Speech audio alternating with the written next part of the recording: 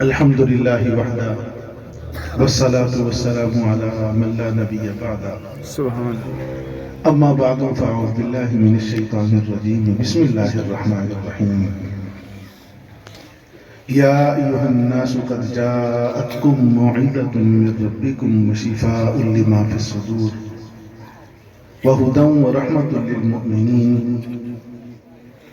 وقال النبي صلى الله عليه وآله وسلم تبرك بالقرآن فإنه كلام الله وفي رواية وخرج منه وقال النبي صلى الله عليه وآله وسلم فضل كلام الله على سائر الكلام كفضل الله على خلقه صدق الله مولانا العظيم وصدق رسوله النبي الكريم ونحن على ذلك من الشاهدين والشاكرين والحمد لله رب العالمین۔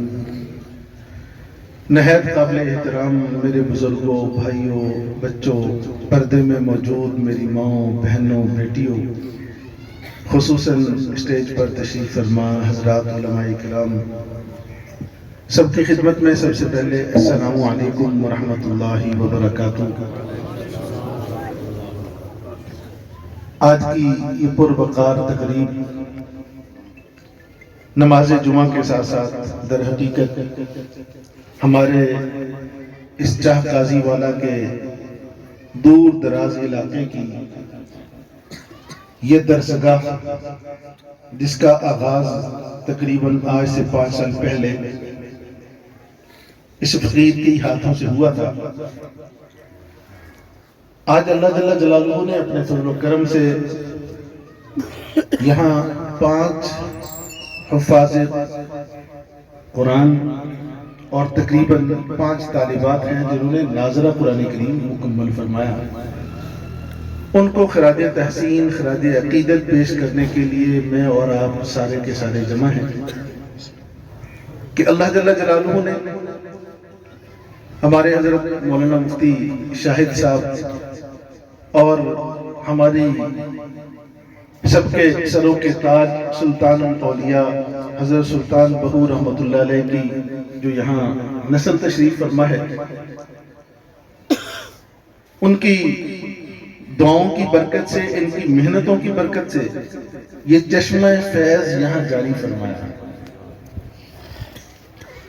راستے میں بھی سوچتا آ رہا تھا کہ یہ جو نیک ہستیاں ہوتی ہیں ان کا فیض تا دیر اس طرح دنیا میں جاری رہتا ہے جس طرح پانی زیر زمین کسی جگہ لیک ہو جائے تو کبھی یہاں سے کبھی وہاں سے کبھی وہاں سے، آپ جتنا بھی بند کرنا چاہیں اسے بند نہیں کر سکتے، کہیں نہ کہیں سے وہ چشمہ اس کا ابل پڑے گا۔ ان نیک ہستیوں کی جو آہ سحر گاہی ہوتی ہے، راتوں کو اللہ کے ساتھ سامنے رونا دھونا ہوتا ہے، اس کی برکت سے یہ چشمہ فیض جاری رہتا ہے۔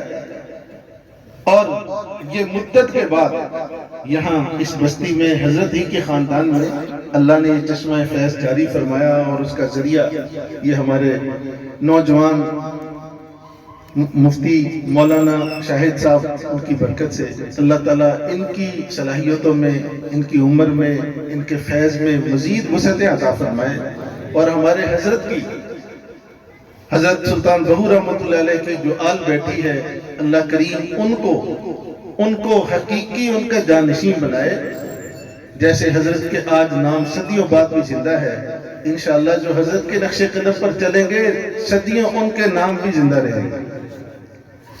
بہرحال قرآن کریم میں نے آپ کے سامنے ایک آیت پڑھی، اس آیت میں قرآن خود اپنا تعارف پیش کرتا ہے۔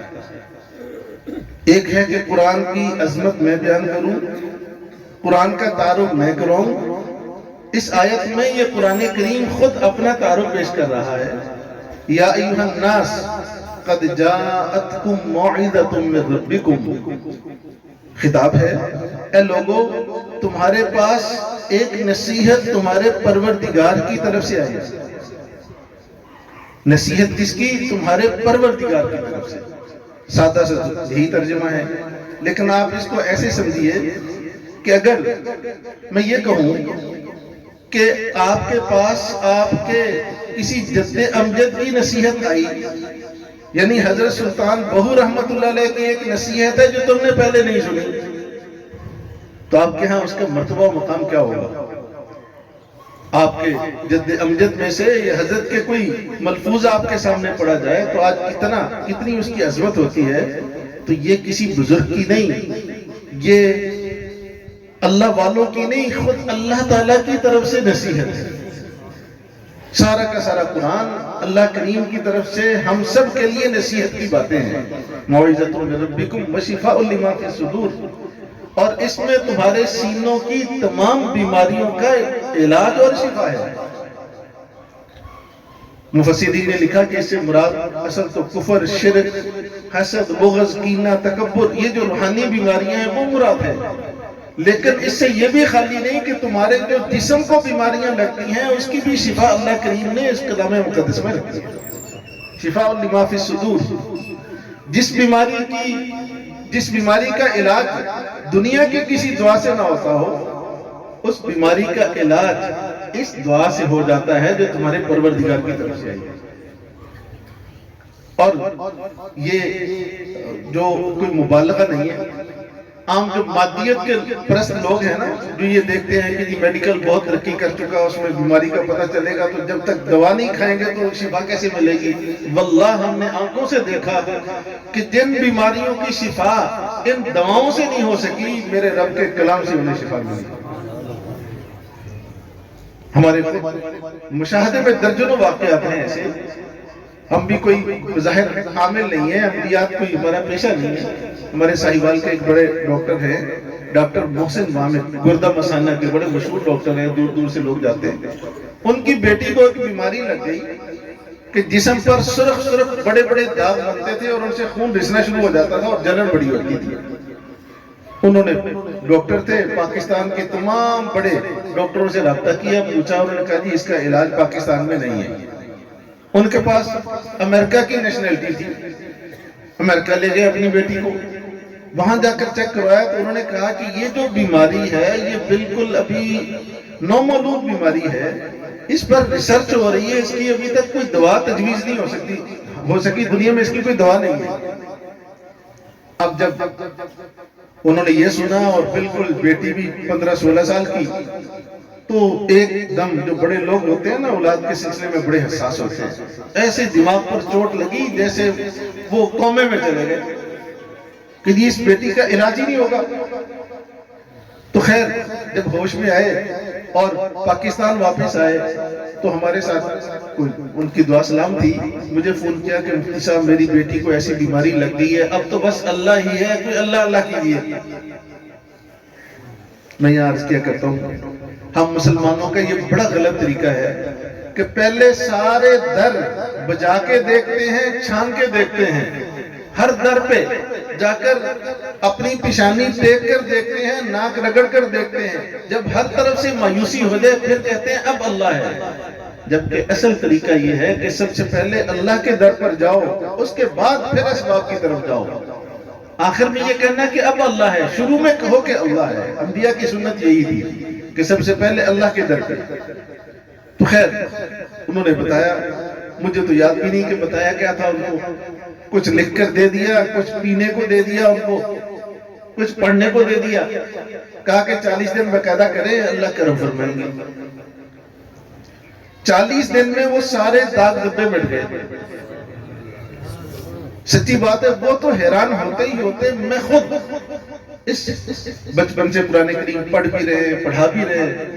جو اس کلام مجید کا فرقان حمید پر جو اس دن پتہ چلا، اس کی حقانیت پتہ چلی کہ اس میں کتنی قوت اور طاقت ہے، اس میں کتنی اس کی حقانیت اور صداقت ہے. سچی بات ہے کہ اس کلام مقدس اور اس کلام والے کی ذات پر اور اعتماد اور توکل بڑھا. اس کے بعد وہ امریکہ لے گئے، بیٹی کو چیک کروایا. آج بھی ہے وہ بیٹی، الحمدللہ ان کے جسم پر دوبارہ داغ دبا نہیں ہوا. ہمیں پتہ چلا کہ ہمیں تو معلوم ہی نہیں کہ ہمارے پاس اتنی عظیم الشان دولت. شفاء لما فی الصدور وَنُنَزِّلُ مِنَ الْقُرْآنِ مَا هُوَ شِفَاء. اللہ تعالیٰ فرماتے ہیں ہم نے ایسا قرآن نازل کیا ہے جس کے اندر شفا ہے، شفا. لیکن پڑھنے کے لیے، شفا کے لیے پڑھنے والی زبان چاہیے.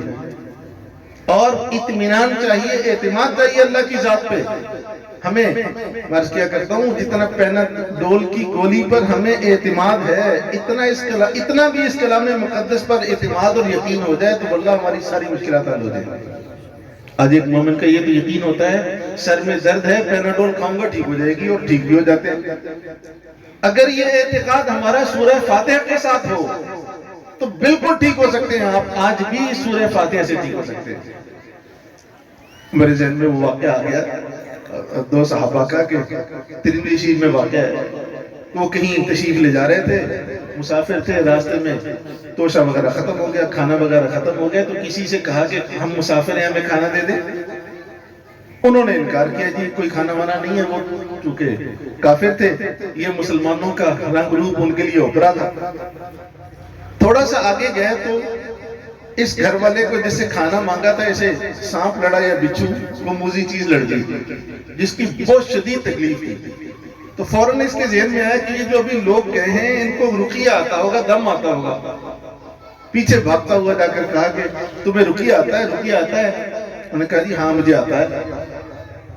صحابی کا نام تو میرے ذہن سے اتر گیا، شاید حضرت کو معلوم ہو، غالباً حضرت ابو سعید خدری رضی اللہ تعالیٰ عنہ. انہوں نے کہا جی مجھے آتا ہے.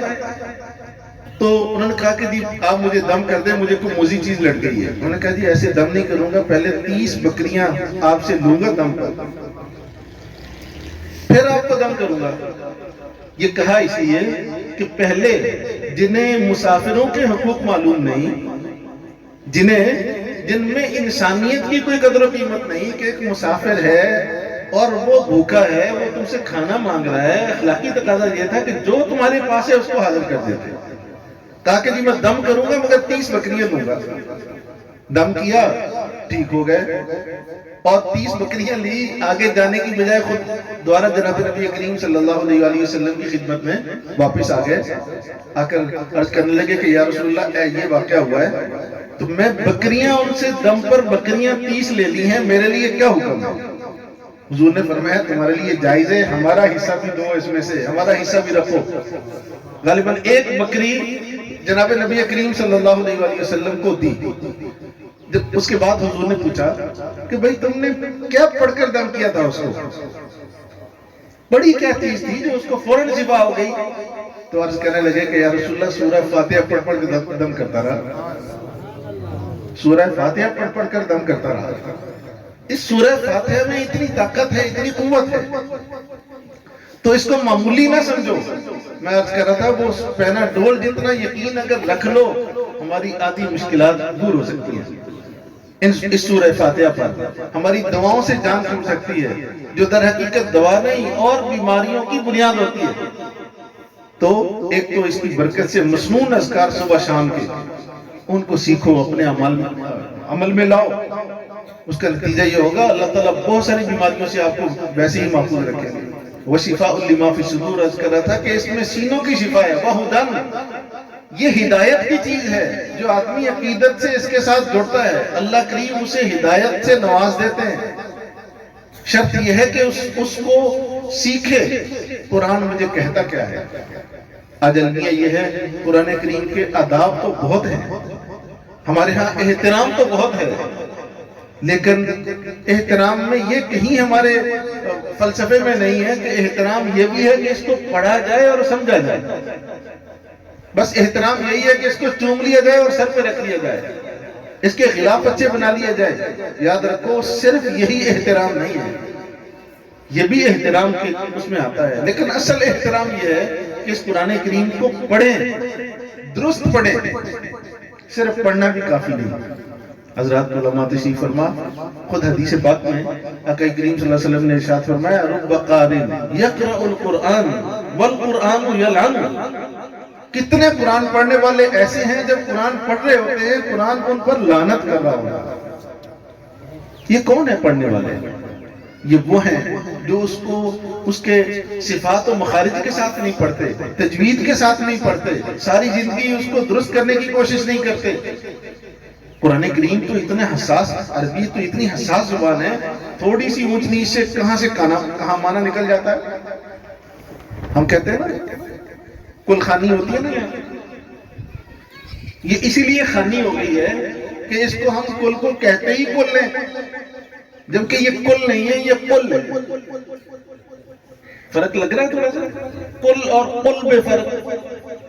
کل کا معنی کھاؤ اور کل کا معنی فرمائیے، کہیے۔ تو اب وہ پڑھنے وڑھنے کی چیز تو رہی نہیں، کل خانیاں ہو گئی، کھانے والی کی چیزیں۔ اب ہم چاروں کل پڑھتے ہیں لیکن چاروں کو کل پڑھتے ہیں۔ اب بتائیے جب ہم یہ پڑھیں گے اس قرآن کریم پہ ہمیں اللہ کی طرف سے اجر ملے تو اس کا بڑا کرم ہے۔ دعا تو یہی کرتے ہیں یا اللہ ہماری ایسی کوتاہیوں کو معاف فرما، لیکن یاد رکھو اس سے ہمیشہ غافل نہ رہو، جس عمر میں بھی ہو۔ اللہ تعالیٰ نے آپ کو استاذ دیے ہیں، یہاں آپ جہاں بھی ہیں آدھا گھنٹہ اب بھی اپنے قریبی مسجد میں درسگاہ میں دے کر اپنے قرآن کریم کو صحیح کرو۔ یہ جو ہم قرآن کریم پڑھتے ہیں اس کے انوارات ہمیں نہیں ملتے، اس کی برکات ہمیں نہیں ملتی، ہمارے پڑھنے میں غلطی ہوتی ہے، بس اوقات ہماری زبان اور ہماری جو تجوید ہے اس کے اندر غلطی ہوتی ہے، اس لیے اس کے انوارات و برکات نہیں ملتے، ورنہ قرآن کریم کے انوارات و برکات میں تو کوئی شک نہیں۔ یہی حضرت ابو سعید خدری رضی اللہ تعالیٰ کا، اسید بن حضیر رضی اللہ تعالیٰ کا واقعہ ہے۔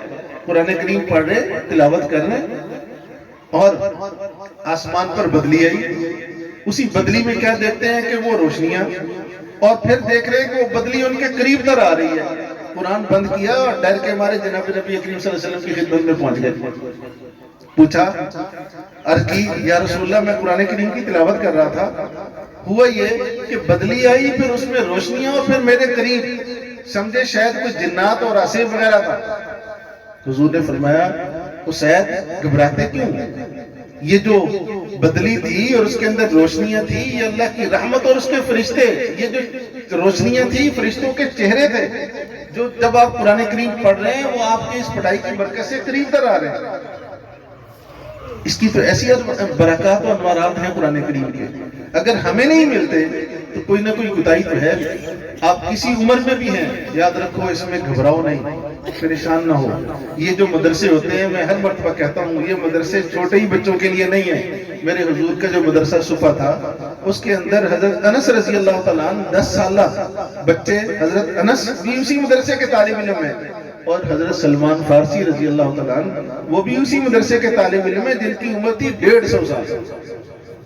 جب وہ مسلمان ہوئے تو 150 سال ان کی عمر، وہ بھی اسی مدرسے کے طالب علم، اور حضرت انس بھی اسی مدرسے کے طالب علم۔ پڑھنے پڑھانے کی، دین پڑھنے پڑھانے کی کوئی عمر نہیں ہے، جس عمر میں بھی ہیں اس کو قرآن کریم کو ضرور سیکھ لیں۔ تو شفاء لما فی الصدور و ہدن، اس کے اندر ہمارے لیے ہدایت بھی ہے۔ یہ ساری صفات برحق اور سچی ہیں، ہدایت بھی ملتی ہے، کاش کہ کوئی پڑھنے والا ہو، کوئی سمجھنے والا ہو۔ آپ نے خواجہ فضیل بن عیاض مالکی رحمۃ اللہ علیہ کا نام سنا؟ چشتیہ کے عظیم بزرگوں میں گزرے ہیں 2 صدی ہجری کے، حضرت ابراہیم ابن ادھم بشر حافی رحمہ اللہ ان کے ہم اثر ہیں۔ اب یہ رسہ گیر تھے، ڈاکو تھے، اتنے بڑے ڈاکو کہ بڑے بڑے ڈاکو ان کے شاگرد تھے۔ ایک مرتبہ ڈاکہ ڈالنے جا رہے ہیں، انہی کی سوانے میں لکھا ہے، تو رات کا وقت ہے، آخر پہر ہے رات کا، جیسے تہجد کا وقت ہوتا ہے، ڈاکہ ڈالنے گئے، جس گھر میں گئے تو آپ جیسا کوئی بزرگ تہجد میں کھڑا اور وہ نوافل پڑھ رہا ہے، اور نوافل کے اندر قرآن کریم کی یہ آیت تلاوت کر رہا ہے، الم یأن للذین آمنوا ان تخشع قلوبہم لذکر اللہ، کہ اب بھی وقت نہیں آیا کہ تمہارے دل اللہ کی خشیت اور اللہ کے خوف سے پسیج جائیں، اللہ کے خوف سے ڈر جائیں، کہ اب بھی وقت نہیں آیا۔ اتنا سا ٹکڑا آیت کا پڑھا، یہ اتنے بڑے ڈاکو فضیل بن عیاض اس وقت ابھی خواجہ نہیں بنے تھے، وہیں اپنے دل پہ ہاتھ رکھ کے بیٹھ گئے، کہنے لگے بلا یا رب، بلا یا رب، بلا یا رب، ہاں اے پروردگار یہ وقت آ گیا ہے اب کہ یہ دل پسیج جائے۔ اور وہیں سے نکلے باہر، ان کے جو دوسرے دوست ساتھی تھے ڈاکو ان کو جا کر کہنے لگے آج کے بعد فضیل تمہارے کام کا نہیں رہا، اب کے بعد ڈاکہ نہیں ڈالوں گا۔ قرآن کریم کی یہ آیت ڈاکہ ڈالتے ہوئے سنی، اس نیت سے گئے کہ ڈاکہ ڈالیں، اللہ کریم نے ایسا دل بدلا، اتنا اونچا مقام عطا فرمایا کہ آج اماں خدیجہ رضی اللہ تعالیٰ عنہ کے پاس جنت المعلا میں مدفون ہے، جنت المعلا میں تھے، رہنے والے تھے یہاں خراسان کے، سمرقند، بخارا، ان علاقوں کے، اور اللہ تعالیٰ نے ان کو مرتبہ مقام کیا دیا کہ وہاں جنت المعلا میں جا کر مدفون ہوئے. بڑے بڑے لوگ پھر ان سے فیضیاب ہوئے. آج جو چشتیہ سلسلہ ہے، جب بھی اس سلسلے کو بیان کرتے ہیں تو اس کا نتیجہ جب بزرگوں کے نام آتے ہیں تو ان میں حضرت خواجہ صاحب کا بڑا نام آتا ہے. یہ ہدی و رحمت للمؤمنین، مومنوں کے لیے رحمت. قرآن کریم، اللہ کریم نے اتنی عظیم الشان اس کو دولت بنایا ہے جو یہاں آپ کے اس چھوٹی سی جگہ سے بٹ رہی ہے. 5 بچوں میں تقسیم ہوئی. قرآن کریم، اس کی عظمت کے کیا کہنے، اس سے بڑی عظمت کیا ہوگی. آقا کریم صلی اللہ علیہ وسلم ارشاد فرما رہے ہیں تبرک بالقرآن فإنہ کلام اللہ. اس قرآن کریم سے برکت حاصل کیا کرو اس لیے کہ یہ اللہ کا کلام ہے. کلام اللہ، اس لیے کہ اللہ کا کلام ہے. وَخَرَجَ مِنْهُ، اللہ سے نکل کر آیا ہے اپنے شان شان. کلام جو کسی سے نکلتا ہے اس کی تخلیق نہیں ہوتی، اس لیے اسے کہا جاتا ہے قرآن مخلوق نہیں ہے، لیکن اللہ کے باطن سے اپنے شان شان نکل کر آیا ہے. اسے سادہ لفظوں میں عرض کیا کرتا ہوں، اللہ کے باطن سے نکلا ہوا نور، اسے کلام اللہ کہتے ہیں. اسے کلام اللہ کہتے ہیں. عربی کی بڑی مشہور کہاوت آپ نے سنی ہوگی کہ کلام الملوک ملوک الکلام، کہ جو بادشاہوں کے کلام ہوتے ہیں نا وہ کلاموں کے بادشاہ ہوتے ہیں. بادشاہوں کے جو کلام وہ تمام کلاموں کے بادشاہ. تو اس کا کیا کہنا ہوگا جو شہنشاہ کا کلام ہوگا، شاہ کا نہیں، شہنشاہ کا کلام، اس کا کتنا اونچا مرتبہ و مقام ہوگا. اس لیے فرمایا اس سے برکت حاصل کیا کرو، یہ اللہ کے باطن سے نکلا ہوا نور. پیارے آقا نے فرمایا فضل کلام اللہ علی سائر الکلام، اللہ کے اس کلام کو تمام کلاموں پر یہ فضیلت ہے، ایسی ہی فضیلت ہے کفضل اللہ علی خلقی، جیسے خود اللہ جل جلالہ کو اپنی ساری مخلوق پر فضیلت اور عظمت ہے. اتنا اونچا مقام. ساتھ ہی عرض کر دوں کہ یہ ابھی چند دن بعد رمضان بھی آنے والا ہے، تو رمضان کی فضیلت تو آپ نے سنی ہوگی، حضرت مفتی شاہ صاحب نے آپ کو بتائی بھی ہوگی، اور رمضان کے اندر آپ مزید بھی سنیں گے اور پہلے بھی سنی ہوگی کہ رمضان کتنا عظیم الشان مہینہ ہے. رمضان تو کبھی غور کیا کہ اس کی اتنی عظمت کیوں ہے کہ وہ تمام مہینوں کا سردار سید الشہور. ہر باقی مہینوں میں ایک نیکی وہ 10 گنا 10 سے ضرب کھاتی ہے، ایک سبحان اللہ 10 سے، ایک الحمدللہ 10 سے، اور رمضان میں ایک نیکی 70 سے ضرب کھاتی ہے. عام دنوں میں نفل ہی رہتے ہیں، رمضان میں نفل فرض بن جاتے ہیں. کیوں؟ اس کا اتنا اونچا مرتبہ و مقام کیوں ہے؟ وہ ماہ رحمت کیوں ہے؟ ماہ مغفرت کیوں ہے؟ قرآن کریم نے جو اس کی فضیلت میں 5 حرفی الفاظ فرمائے ہیں وہ کیا ہے؟ شہر رمضان انزل فیہ القرآن. شہر رمضان انزل فیہ القرآن، رمضان وہ مہینہ ہے جس میں قرآن کریم اتارا گیا. قرآن نے اس سے بڑھ کر رمضان کی اور کوئی فضیلت بیان نہیں کی. میں اتنا ہی بتا دینا کافی ہے، رمضان وہ مہینہ اس میں قرآن اترا، یعنی اس مہینے کو قرآن سے نسبت ہے کہ قرآن اس مہینے میں اترا. اس کا اتنا اونچا مرتبہ و مقام ہو گیا کہ ہر نیکی 70 سے ضرب کھانے لگی. اور ہم جیسے بڑے بڑے گناہگار اس مہینے کی پہلی رات میں، آقا کریم صلی اللہ علیہ وسلم نے ارشاد فرمایا جب اس کی پہلی رات ہوتی ہے، اس پہلی رات میں ان قبلہ والوں کو یعنی بیت اللہ کی عبادت گزاروں کی مغفرت کر دی جاتی ہے. تو اتنا عظیم شان وہ رمضان کا مہینہ، اس کی جتنی عظمتیں وہ کس وجہ سے اس کو نسبت قرآن ملی. ابھی قرآن نہیں ملا. اسی مہینے کے اندر آنے والی رات، وہ جانتے ہیں رات کتنی عظیم شان ہے. کون سی رات؟ لیلۃ القدر کی رات. اس سے بڑھ کر فضیلت والی کوئی چیز زمانوں میں ہے کہ جس کے بارے میں، جس کی شان میں اللہ جل جلالہ نے پوری سورہ نازل فرما دی، اِنَّا أَنزَلْنَاهُ فِي لَيْلَةِ الْقَدْرِ. اس کا اتنا اونچا مرتبہ و مقام کیوں ہے؟ یہی قرآن کریم نے اتنا ہی بیان کیا، اِنَّا أَنزَلْنَاهُ فِي لَيْلَةِ الْقَدْرِ. ہم نے اس قرآن کریم کو اس لیلۃ القدر میں نازل کیا ہے، اس لیے وہ اتنی قدر والی رات ہو گئی ہے، اتنے مرتبے والی رات ہو گئی ہے. وَمَا أَدْرَاكَ مَا لَيْلَةُ الْقَدْرِ. ارے نہ قدر، تمہیں اس کی قدر کیا معلوم ہوگی؟ لیلۃ القدر خیر من الف شہر، لیلۃ القدر 1000 مہینے سے بڑھ کر، 1000 مہینے کی عبادت ایک طرف، اس سے بڑھ کر عبادت کا درجہ رکھتی ہے ایک رات۔ تو 1000 مہینے کتنے ہوتے ہیں؟ 83 سال 4 ماہ تقریباً، 83 سال 4 مہینے ایک رات عبادت کر لے، ایسے ہے جیسے اس نے 83 سال 4 مہینے سے خیر کہیں بڑھ کر عبادت کی، 10 گنا 20 گنا 700 گنا۔ سادہ لفظوں میں میری اور آپ کی ساری زندگی سے زیادہ قیمتی رات، اس کو اتنا اونچا مرتبہ مقام کیوں ملا؟ انا انزلناہ فی لیلۃ القدر، ہم نے جس رات میں قرآن اتارا اس رات کا اتنا اونچا مرتبہ و مقام کہ وہ تمام راتوں کی زمانوں کی سردار بن گئی۔ تو سوچئے نا، جن ہمارے حافظ بچوں کے سینوں میں قرآن آیا، اس رات میں قرآن اترا تو راتوں کی سردار، اس مہینے میں قرآن اترا تو مہینوں کا سردار، جن سینوں میں قرآن آیا ان سینوں کا کیا مقام ہوگا؟ یہ بات عرض کرنا چاہتا ہوں، سمجھانا چاہتا ہوں اس کا کتنا مرتبہ، اور جن جگہوں میں قرآن پڑھا جاتا ہے ان جگہوں کا مرتبہ مقام کیا ہوگا، ان کو معمولی نہ سمجھیں۔ جن جگہوں میں، جن درسگاہوں میں، سچی بات ہے، جن درسگاہوں میں اگر وہ کچی اینٹیں بھی لگی ہوئی ہیں، وہ کچی اینٹیں بھی ان اینٹوں کی بزرگ ہوتی ہیں، انہیں بزرگی کا درجہ حاصل ہو جاتا ہے، انہیں نسبت قرآن حاصل ہے۔ تو آج انہی ہستیوں کو ہم ان کی دستار بندی بھی کریں گے، آپ تمام کی طرف سے خراج عقیدت پیش کریں گے، خراج تحسین پیش کریں گے۔ یہ تو ہم ایک سنت اللہ کا ایک کیا کہتے ہیں مشابہت اختیار کریں گے۔ اصل تو ان کی تاج پوشی ہونی ہے، ان کی نہیں، ان کے ابا لوگوں کی۔ میدان حشر میں اس سے کئی گنا بڑا جلسہ برپا ہونا ہے۔ سنا نا وہ حدیث پاک کہ حشر میں ایک جلسہ برپا ہوگا، اولین و آخرین سارے انبیاء ہوں گے، خود دو جہاں کے سردار آقا نامدار بھی موجود ہوں گے، اور اس وقت آواز لگے گی ان حافظ بچوں کے والدین کے لیے کہ ایک ایک آئے اور اس کو تاج پہنایا جائے گا، ضوءہ من ضوء الشمس، ضوءہ اضوء من ضوء الشمس، جس کی روشنی اس سورج کی روشنی سے بھی زیادہ ہوگی۔ لوگ پوچھ رہے ہوں گے یہ کون جا رہے ہیں؟ کوئی نبی جا رہے ہیں؟ بتایا جائے گا نبی نہیں ہے، یہ آخر الامہ کے حافظ قرآن کے والد جا رہے ہیں۔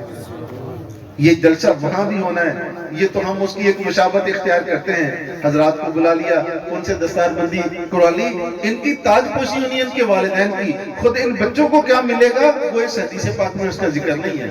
آقا کریم صلی اللہ علیہ وسلم نے بھی فرمایا کہ ان کو کیا ملے گا وہ خود آپ سوچ لیجیے ان کا مرتبہ مقام کیا ہوگا۔